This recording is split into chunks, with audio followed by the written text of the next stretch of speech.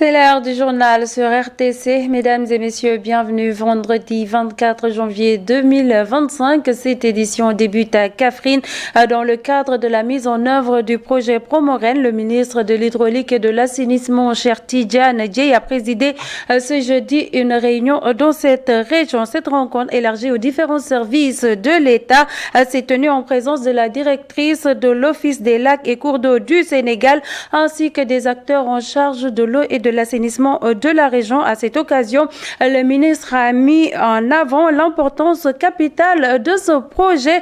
Le voici avec Fatou Sall.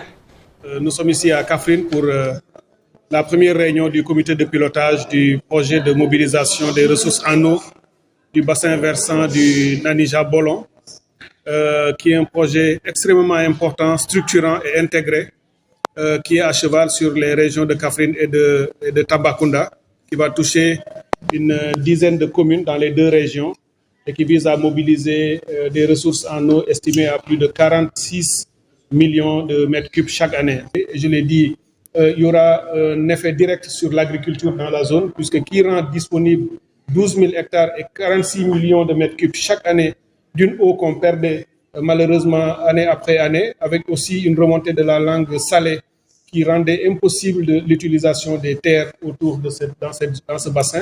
Tout ça va être changé pour que l'agriculture reprenne toute sa place dans cette zone.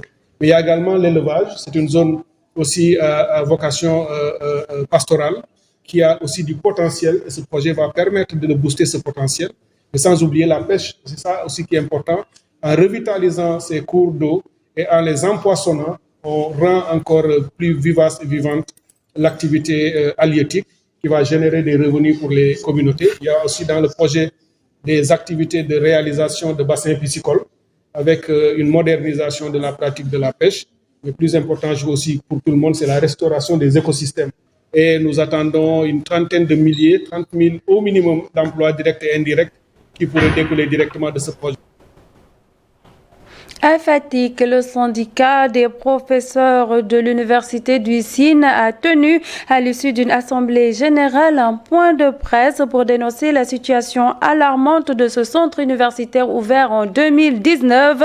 À travers cette initiative, le personnel souhaite interpeller le gouvernement afin qu'il prenne ses responsabilités et apporte des solutions durables aux problèmes récurrents liés aux infrastructures et au financement de l'université. C'est un reportage de Léa Amissar. Avec plus de 250 000 étudiants, le campus de Fatick, qui abrite 4 départements, 8 licences et 12 promotions, souffre gravement avec seulement 4 salles de cours. Selon les syndicalistes, l'université du Sine Saloum fait face à de nombreux défis. Vous imaginez, nous avons fait 5 mois de vacances.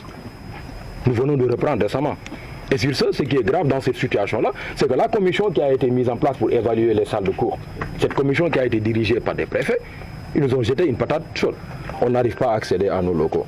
Donc l'université du Sine Saloum, aujourd'hui, comme vous le remarquez, est la seule université quand même qui ne dispose pas de salles propres. Cette université à vocation agricole manque d'infrastructures adaptées à sa mission. Chaque département fait cours une seule fois par semaine. Au moment où on nous parle de Djubondi, au moment où on nous parle de stabiliser le calendrier scolaire, là c'est impossible, je ne dis même pas quasi impossible, mais c'est impossible à l'UCN de pouvoir stabiliser le calendrier universitaire avec 4 salles de cours parce que les autres salles sont en état de délabrement avancé. Il y a des dalles qui tombent, ce qui constitue un danger pour le personnel administratif, mais aussi pour le personnel enseignant. Elle est également confrontée à un problème budgétaire majeur, ce qui complique encore son développement. Quand il n'y a pas d'argent, donc la pédagogie ne suit pas. Cette année, ce qui se passe est pire, je l'ai dit tout à l'heure, on n'a même pas voté à l'heure actuelle notre budget. Donc là, on ne sait pas par où tourner la tête. Donc nous sommes face à des lendemains incertains à l'université du Sine Saloum El Hadji Ibrahima Niasse. Et ce qui est à déplorer, c'est que l'État nous jette des miettes. À travers cette assemblée générale, le syndicat a été très clair. Il n'acceptera pas de solution temporaire. Le personnel exige non seulement de meilleures conditions de travail, mais aussi la finition des chantiers en cours qui sont actuellement exécutés à 85%.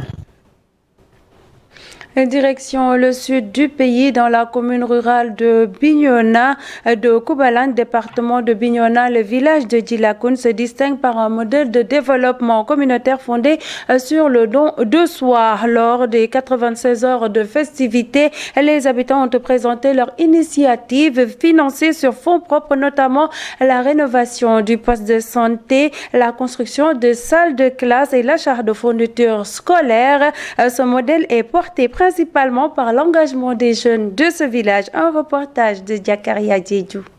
Bâtir le développement de leur village à travers leurs propres moyens, c'est le pari que le village de Djilakoun est en train de réussir. À son actif, plusieurs réalisations grâce aux journées culturelles. D'abord, la réhabilitation de la case de santé fermée depuis 10 ans. Des fois, on reçoit des médicaments, mais on finit par les offrir à cause d'un manque de soignants. Et c'est après que nous avons entamé des démarches jusqu'à obtenir une sage-femme que nous payons avec nos propres moyens.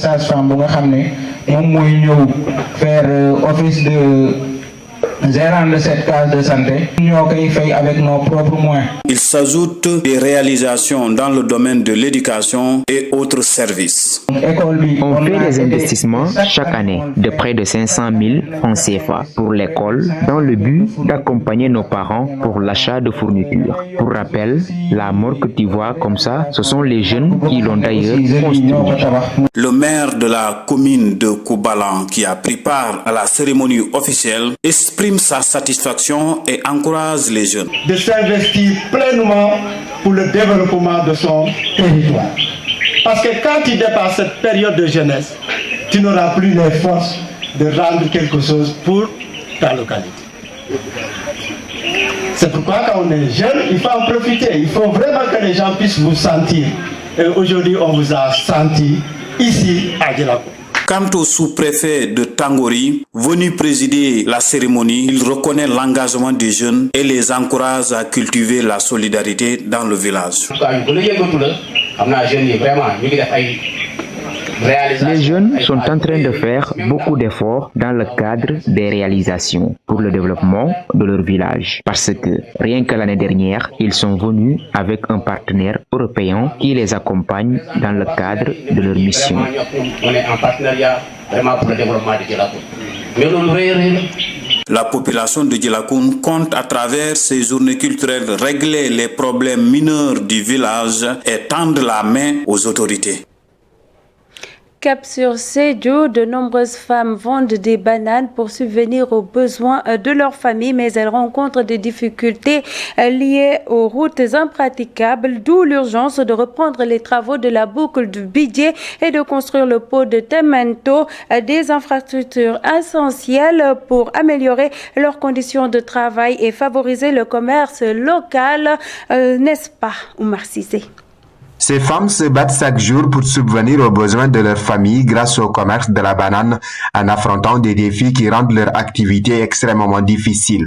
Nous achetons des bananes ici, entre 1 et 2 tonnes. Cela dépend de nos moyens. Et nous les revendons aux détaillants de Madina Wandifa. Cela fait 20 ans que j'exerce ce commerce et que j'y gagne bien ma vie. Cependant, à cause du manque de lieux de stockage, nous enregistrons souvent d'énormes pertes.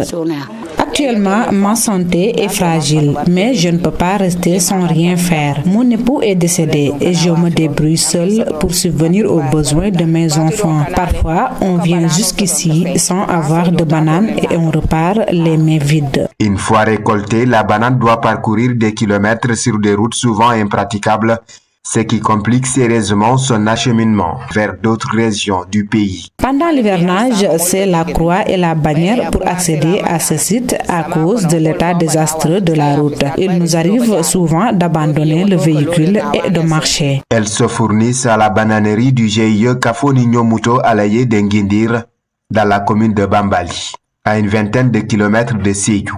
Fondée en 1982, cette bananerie de 20 hectares dont 12,9 sont exploités impacte positivement la vie de plus d'un. Actuellement, nous avons non seulement des jeunes qui adhèrent le groupement, mais également il y a des jeunes qui viennent avec des motos Jakarta font le transport pour gagner quelque chose.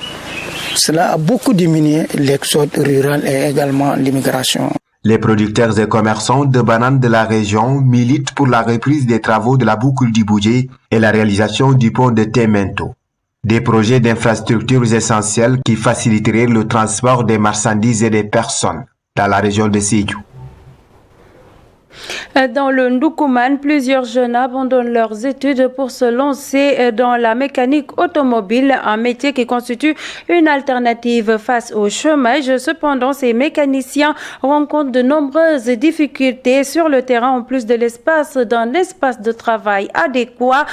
Ils souffrent de la précarité et des outils nécessaires de leur activité et font face à des retards de paiement de la part de leur clientèle, suivant la correspondance de Fatou Sall depuis Kaffrine.